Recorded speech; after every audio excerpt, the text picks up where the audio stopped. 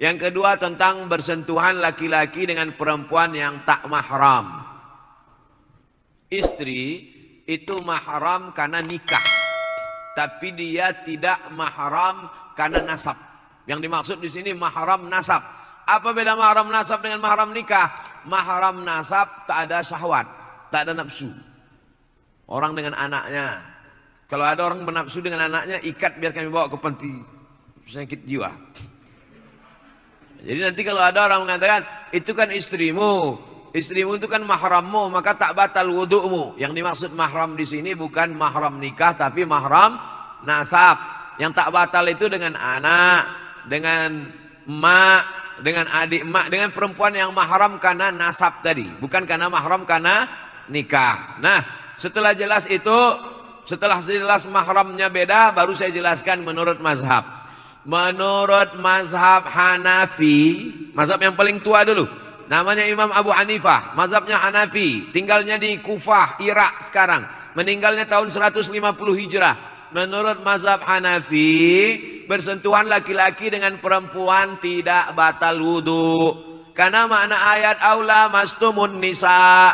Kalau kamu menyentuh perempuan, makna menyentuh di situ, maaf, makna menyentuh di situ jima, bukan sentuh kulit. Tapi karena bahasa Quran itu tidak vulgar, bahasa Quran itu tidak porno, maka dia tidak katakan jima, dia katakan menyentuh. Tapi makna menyentuh di situ jima. Jima baru batal wudu. Kalau sekedar menyentuh tak batal menurut Hanafi.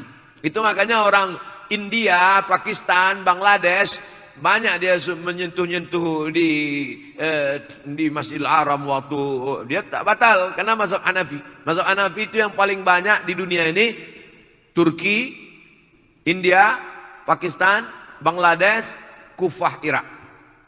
Mazhab yang kedua Maliki, nama imamnya Malik bin Anas, tinggalnya di Madinah, makamnya di Baqi samping Masjid Nabawi. Meninggal tahun 179 Hijrah.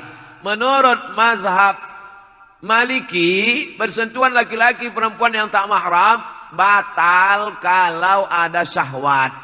Kalau tak ada syahwat tak batal. Bersahwat baru batal, tak bersahwat tak batal. Yang ketiga mazhab Syafi'i, nama imamnya Muhammad bin Idris, makamnya di Mesir, di Kairo, meninggal tahun 204 Hijrah. Menurut mazhab Syafi'i, asal bersentuh laki-laki perempuan, mau bernafsu tak bernafsu batal, bernafsu tak bernafsu batal wudu. Abdul Somad pilih pendapat mazhab Syafi'i. Kenapa pendapat itu yang Ustaz pilih?